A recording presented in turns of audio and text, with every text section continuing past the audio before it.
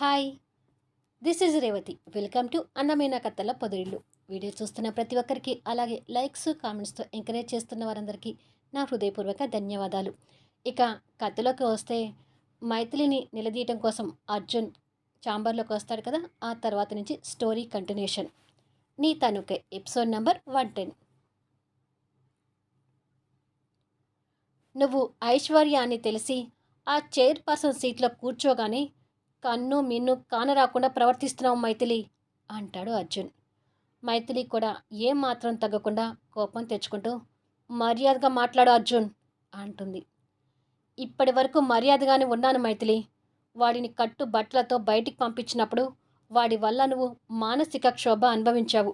వాడు కాస్తైనా శిక్ష అనుభవిస్తే నీ కడుపు మంట చల్లారుతుందని మౌనంగా ఉన్నాను. అందుకే నువ్వు చెప్పగానే నా ఇంటి నుంచి కూడా వాణ్ణి వెళ్ళిపోమ్మని చెప్పాను. కానీ ఈరోజు వాణ్ణి సీఈఓగా చేసిన కంపెనీలో అటెండర్గా చేయమంటున్నావు. ఈ రకంగా వాణ్ణి అనుమానించడం దారుణం మైథిలి, అంటాడు కోపంగా. అతను నా విషయంలో చేసిన దారుణాల కంటే ఎక్కువగా చేస్తున్నాను అర్జున్, అని అడుగుతుంది. వాడు దారుణాలు చేశాడు, కానీ నువ్వు అంతే తయారయ్యావు కదా. ఇక నీకు వాడికి తేడా ఏముంది, అని అడుగుతాడు అర్జున్. మైథిలి సమాధానం చెప్పకుండా కోపంగా తల తిప్పుకుంటుంది. రే అర్జున్, అసలు ఇక్కడికి నువ్వెందుకు వచ్చావురా? ఇది మేము చూసుకుంటాం. నువ్వెళ్ళి ఇక్కడి నుంచి, అంటాడు కళ్యాణ్. వద్దురా, ఇప్పటికే నువ్వు పడిన ఇబ్బందులు చాలు. నీలో కూడా కాస్త మార్పు రావాలని నేను, ఆర్య కూడా నీ విషయంలో కఠినంగా ఉన్నాము. కానీ నువ్వు ఇక్కడ అటెండర్ చేస్తుంటే మాత్రం ఊరుకోము, అని. చూడమ్మా మైథిలి, వాణ్ణి ఏం చేసినా, ఎలా అవమానించినా నిన్ను నిలదీయటానికి ఎవరూ లేరని నీ ఇష్టానికి ప్రవర్తిస్తున్నామేమో. కళ్యాణ్కి నేను, ఆర్య ఉన్నామనే విషయాన్ని గుర్తుపెట్టుకో, అంటాడు. అర్జున్ మాటలకు మైథిలి కోపంగా చూస్తుంటుంది. ఏంటి, కళ్యాణ్ కష్టానికి 10 కోట్లు వెలవేశావు కదూ. అసలు కళ్యాణ్ అమ్మమ్మగారు లేకపోతే నువ్వు ఈరోజు ఈ సీట్లో కూర్చునేదానివా? ఈ హోదా, ఈ ఆస్తులు అనుభవించేదానివా? అమ్మమ్మగారు ఈ ఆస్తులు కాపాడటానికి పడిన శ్రమకి, కళ్యాణ్ ఈ ఆస్తులు పెంచడానికి పడిన కష్టానికి 10 కోట్లు కాదు, మొత్తం నీ ఆస్తులు ఇచ్చినా వాళ్ళ కష్టానికి ఇంకా రుణపడే ఉంటావు. ఆ రుణం సరిపోదన్నట్టు ఇంకా విని అటెండర్ చేయాలని చూస్తున్నావు. ఈ అన్యాయాన్ని సహించలేకనే నిన్ను నిలదీయటానికి వచ్చాను, అంటాడు ఆవేశంగా. మైథిలి క్లాప్స్ కొడుతూ వాళ్ళ ముందుకు వస్తుంటుంది. తన చప్పట్లకి అర్జున్, కళ్యాణ్ ఆశ్చర్యంగా చూస్తుంటారు. షబాష్ అర్జున్, కళ్యాణ్కి నీలాంటి ఫ్రెండ్ ఉన్నందుకు కళ్యాణ్ నిజంగా చాలా అదృష్టవంతుడు. నిజంగా మీ ఫ్రెండ్షిప్ చాలా గొప్పది. ఈ విషయం నాకు ఇప్పుడు కాదు, నీ స్నేహితుడికి వారసుడని కనివ్వడం కోసం నన్ను సరోగసి మదర్ చేయడానికి స్కెచ్ గీసినప్పుడే అర్థమైంది, అని అంటుంది. అర్జున్, కళ్యాణ్ ఆశ్చర్యంగా చూస్తుంటారు. మైథిలి అర్జున్ని కోపంగా చూస్తూ, కళ్యాణ్ని అవమానిస్తున్నానని నన్ను నిలదీయడానికి వచ్చావు. మరి ఆ రోజు నేను విషం తీసుకొని హాస్పిటల్లో ఉన్నప్పుడు దానికి కారకుడు ఇతను అయినప్పుడు ఒక ఆడపిల్ల విషయంలో ఎందుకు ఇంత అన్యాయంగా ప్రవర్తిస్తున్నావని ఆ క్షణాన కళ్యాణ్ని ఎందుకు నిలదీయలేదు, అని అడుగుతుంది. అర్జున్ దగ్గర సమాధానం లేక మౌనంగా ఉంటాడు. నీ దగ్గర సమాధానం లేదు కదా. ఆ సమాధానం కూడా నేను చెప్తాను అర్జున్. ఎందుకంటే అక్కడికి కూడా నీ ఫ్రెండ్షిప్ గొప్ప అని చాటుకున్నావు కాబట్టి. నీ స్నేహితుడికి వారసుడు కావాలి. దానికి నన్ను, నా పరిస్థితులను అవకాశంగా తీసుకొని తెర వెనుక స్కెచ్ గీశావు. కానీ ఆ స్కెచ్ గీయకుండా నీ స్నేహితుడు నా విషయంలో చేసిన అరాచకం తెలియగానే నీ స్నేహితుడిని 2 పీకి నాతో సైన్ పెట్టించుకున్న అగ్రిమెంట్ పేపర్స్ని ఇప్పించగలిగి ఉంటే నా దృష్టిలో నువ్వు ఎక్కడో ఉండేవాడివి అర్జున్. కానీ అలా చేయలేదు. ఎందుకంటే కళ్యాణ్ నీ బెస్ట్ ఫ్రెండ్ కాబట్టి. అందుకే నీ ఫ్రెండ్ విషయంలో న్యాయంగాను, నా విషయంలో స్వార్థంగాను ఆలోచించావు. సో మీ ఫ్రెండ్షిప్కి చప్పట్లు కొట్టాను. ఇతను వ్యామోహం అనే స్వార్థానికి, నీకు నీ స్నేహితుడు తండ్రిని చేయాలనే స్వార్థానికి చివరికి నన్ను బలి చేశారు. నాకు వచ్చిన పరిస్థితుల్ని మీరిద్దరూ అవకాశంగా తీసుకోవడం వల్ల చివరికి నేను తల్లినయ్యి తల్లితనాన్ని పూర్తిగా ఆస్వాదించలేక నరక యాతన పడుతున్నాను. మీ ఇద్దరి స్వార్థానికి నా జీవితమే చిక్కుముడులు పడటం అన్యాయంగా అనిపించడం లేదా అర్జున్ అని అడుగుతుంది. ఇద్దరు ఏమీ మాట్లాడకుండా మౌనంగా ఉంటారు. ఒక్క విషయం సూటిగా అడుగుతాను, నిజం చెప్తావా అర్జున్ అని అడుగుతుంది. ఏమిటది అని అడుగుతాడు. నా స్థానంలో నీ తోడబుట్టిన చెల్లెలో అక్కో ఉండి ఉంటే ఈ క్షణాన కళ్యాణ్కి సపోర్ట్ చేస్తూ వచ్చేవాడివా అని అడుగుతుంది. అర్జున్ నోట మాట రాకుండా మిగిలిపోతాడు. సరే అర్జున్, సోదరి భావం పక్కన పెట్టు. సాటి మనిషిగా నా స్థానంలో ఉండి ఆలోచించి చూడు. ఇతగాడి వల్ల నేను ఎంత క్షోభ అనుభవించానో కాస్తైనా అర్థమవుతుందేమో. నీ స్నేహితుణ్ణి అటెండర్గా చేయమనగాని నీకు పౌరుషం పొడుచుకొచ్చి ఇంత దూరం వచ్చావు. ఇదే ప్రాజెక్టు విషయంలో ఇతగాడు నాతో ఈ ఆఫీస్ అంతా క్లీన్ చేయించాడు. అలాంటప్పుడు మరి నాకెంత పౌరుషం ఉండాలి? అవకాశం వచ్చినప్పుడు ఆ కసిని తీర్చుకోకుండా మౌనంగా ఎందుకుండాలి అని అడుగుతుంది. అర్జున్ దగ్గర మళ్ళీ సమాధానం లేక మౌనంగా ఉంటాడు. అతను నా విషయంలో దారుణాలు చేస్తున్నప్పుడు నీలాగా నా వైపు నుంచి అడిగేవారు ఒక్కరు కూడా లేరు. లేరు అనే కంటే నాకున్న పరిస్థితులను బట్టి నా బాధను నేనే పడ్డాను కానీ మరొకరికి చెప్పుకోలేదు అంటుంది కన్నీటి పొరలతో. అప్పుడు పడిన మైథిలి బాధ కళ్యాణ్కి ఇప్పుడు అర్థమవుతున్నట్టుగా చూస్తుంటాడు. సరేనమ్మా, నీ బాధ కూడా నాకు అర్థమవుతుంది. వాడు చేశాడని నువ్వు చేశావని వాడు ఇలా ఎంతకాలం పంతాలతో ఉంటారు అని అడుగుతాడు అర్జున్. చెప్పలేను అర్జున్, నీ స్నేహితుడి మీద పంతం వదిలేయటానికి ఇంతకు ముందులా నీ స్నేహితుడి మీద ప్రేమ లేదు.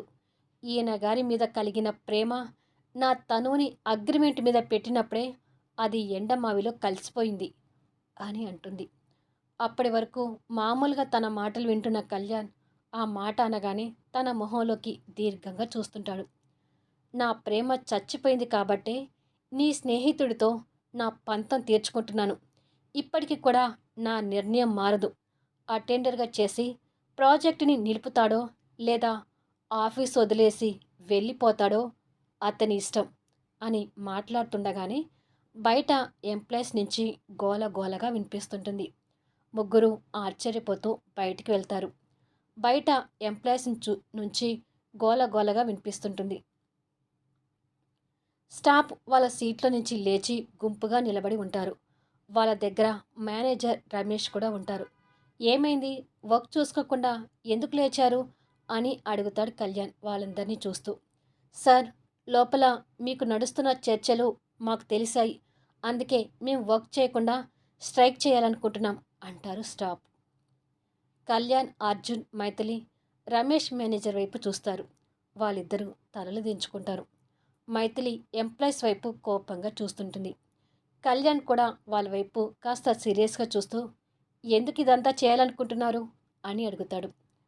మా అందరికీ మార్గదర్శకులైన మీరు అటెండర్గా చేయటం ఏంటి సార్? మీరు అటెండర్గా చేస్తే మేము మా సీట్లో కూర్చోము, వర్క్ చేయము అని మొండిగా వాదిస్తుంటారు. అవును సార్, మీకు ఏ గొడవలు ఉన్నాయో మాకు తెలియదు, కానీ మీరు మాత్రం అటెండర్గా చేయటానికి వీల్లేదు. మీరిక్కడ అటెండర్ యూనిఫామ్ వేస్తే మేము జాబులు వదిలేసి వెళ్ళిపోవటానికి కూడా సిద్ధంగా ఉన్నాము. మీరు సీఈఓ స్థానంలో ఉండి మా ఎంప్లాయీస్ మేలు కోరుతూ కంపెనీలో వచ్చే లాభాలు బట్టి మాకు బోనసులు, ఇంక్రిమెంట్స్ ఇస్తూ మా కష్టాల్లో పాలు పంచుకున్నారు. అలాంటి మిమ్మల్ని అటెండర్గా ఎలా చూస్తాం సార్? మీ మీదున్న గౌరవ మర్యాదలతోనే మేము పెన్ డౌన్ చేస్తున్నాము. కళ్యాణ్ సార్ జిందాబాద్ అంటూ నినాదాలు చేస్తుంటారు. సైలెన్స్ ప్లీజ్ అంటూ కళ్యాణ్ కంఠం గట్టిగా వినిపిస్తుంది. దాంతో అందరూ సైలెంట్ అయిపోతారు. అర్జున్ అదంతా ఆశ్చర్యంగా చూస్తుంటాడు. ఇలా వర్క్ మానేసి నాకు జిందాబాద్ కొట్టడమేనా మీరు నా మీద చూపించే గౌరవ మర్యాదలు అని అడుగుతాడు సీరియస్గా చూస్తూ. స్టాఫ్ అందరూ ఇంకా సైలెంట్ అవుతారు. ఇలాంటి జిందాబాదులు నాకు అవసరం లేదు అంటాడు కోపంగా. కళ్యాణ్ కోపాన్ని చూసి అందరూ ఇంకా కామ్ అవుతారు.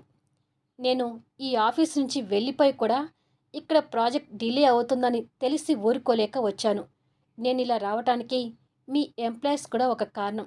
కానీ మీరే నేను వచ్చిన పని కానివ్వకుండా నాకు సమస్యగా అవుతారని అస్సలు అనుకోలేదు. అన్ని విధాలుగా ఆలోచించే మన కంపెనీ ఈ ప్రాజెక్ట్ పూర్తి చేయాలని నిర్ణయించుకొని నేను అటెండర్ అవ్వాలనుకుంటున్నాను అని అంటాడు. ఆ మరుక్షణమే స్టాఫ్ నుంచి వ్యతిరేక భావం కనిపిస్తుంది. మాట్లాడకండి అని చెయ్యి అడ్డు పెడతాడు. దాంతో స్టాఫ్ మళ్ళీ సైలెంట్ అవుతారు.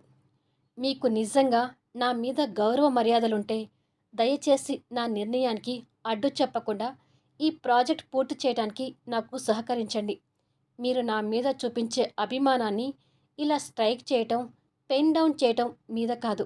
మీ వంతు మీరు ప్రాజెక్టు పూర్తి చేయడంలో శ్రద్ధ పెట్టి నా మీద గౌరవం ఉందని నిరూపించుకోండి అని అంటాడు. అది కాదు సార్, మీరు అటెండర్గా చేయడం అని స్టాఫ్ నుంచి వినిపిస్తుంటే, ప్లీజ్, నేను ఇక్కడ పర్మనెంట్గా అటెండర్గా ఉంటానని అనడం లేదు. కేవలం ఒక్క నెల రోజులు నా నిర్ణయానికి అడ్డు చెప్పకుండా ఉంటే ఈ కంపెనీ బాగుంటుంది. ఈ కంపెనీని నమ్ముకున్న మీ ఎంప్లాయీస్ భవిష్యత్తు బాగుంటుంది. దయచేసి నా నిర్ణయాన్ని కాదనకండి అంటాడు రిక్వెస్ట్గా. ఇక అందరూ ఏమీ మాట్లాడలేకపోతుంటారు. మనకు అసలే ప్రాజెక్ట్ కంప్లీట్ చేయడానికి టైం చాలా తక్కువ ఉంది. మిమ్మల్ని ఒక్కటే కోరుతున్నాను. మీ అందరి సహకారం లేకపోతే ఈ ప్రాజెక్ట్ పూర్తి చేయడం కష్టం. అందుకే ఇప్పుడు మీకున్న టైమింగ్స్లో ఇంకాస్త టైం వెచ్చించి హార్డ్ వర్క్ చేయండి. పలానా టైంకి రండి, పలానా టైంకి వెళ్ళండి అని కంపెనీ స్ట్రిక్ట్ రూల్స్ తీసుకురాదు. కానీ ప్రాజెక్ట్ పూర్తి చేయాలని పట్టుదల మీ ప్రతి ఒక్కరిలో కనిపించాలి. ఇప్పటి వరకు మీరు ప్రాజెక్ట్ కోసం కష్టపడింది ఒక ఎత్తు అయితే దానికి రెండింతలు ఈ నెల రోజులు కష్టపడాలి. అందుకే చెప్తున్నాను, మీరు నా మీద చూపించే అభిమానాన్ని ఇలా కాదు, ప్రాజెక్టు పూర్తి చేయించి చూపించండి. అప్పుడు నిజంగానే మిమ్మల్ని చూసి గర్వపడతాను అని అంటాడు. అందరూ సరే అన్నట్టుగా తల ఊపుతారు. మేనేజర్, నాకు అటెండర్ యూనిఫామ్ తెప్పించండి అంటాడు. సార్ అంటాడు బాధగా అతను. పర్వాలేదు, తెప్పించండి అంటాడు. కొద్దిసేపటికి కళ్యాణ్ తన షర్టు మీద నుంచి అటెండర్ యూనిఫామ్ షర్ట్ వేయబోతుంటే, ఒక్క నిమిషం సార్ అని ఎంప్లాయీస్ నుంచి వినపడుతుంది. కళ్యాణ్ వాళ్ళ వైపు మళ్ళీ ఆశ్చర్యంగా చూస్తాడు. మీరు అటెండర్ యూనిఫామ్ వేసుకున్నంత మాత్రాన మీకున్న డిగ్నిటీ ఎక్కడికి పోదు సార్. మీ నడవడికలోనూ మాటల్లోనూ చేతల్లోనూ మీ హోందాతనం ఉట్టిపడుతుంది. అందుకే మేము మిమ్మల్ని సీఈఓగానే చూస్తాము, సీఈఓగానే గౌరవిస్తాము అని మైథిలి వైపు చూసి, మేడం, మా ఎంప్లాయీస్ నుంచి ఒక చిన్న రిక్వెస్ట్. మేము కళ్యాణ్ సార్ మీద ఉన్న గౌరవంతో వారి మాటను తీసేయలేక ప్రాజెక్ట్ పూర్తి చేస్తామని మాట ఇచ్చాము. కానీ మీరు కూడా మా రిక్వెస్ట్కి ఒప్పుకోవాలి అంటారు. ఏంటా రిక్వెస్ట్? శాలరీస్ పెంచాలా? టీఏడిఏలు పెంచాలా? బోనస్లు ఇవ్వాలా? ఏదైనా పర్వాలేదు, అడగండి అంటుంది ధీమాగా. శాలరీస్ బోనస్లు కాదు మేడం అంటారు వాళ్ళు. మరేంటి అని అడుగుతుంది ప్రశ్నార్థకంగా చూస్తూ. మీకు కళ్యాణ్ సార్కి మధ్య ఉన్న గొడవలు ఏంటో మాకు తెలియదు, తెలుసుకోవాల్సిన అవసరం కూడా మాకు లేదు. ఎందుకంటే అది మీ పర్సనల్ విషయం.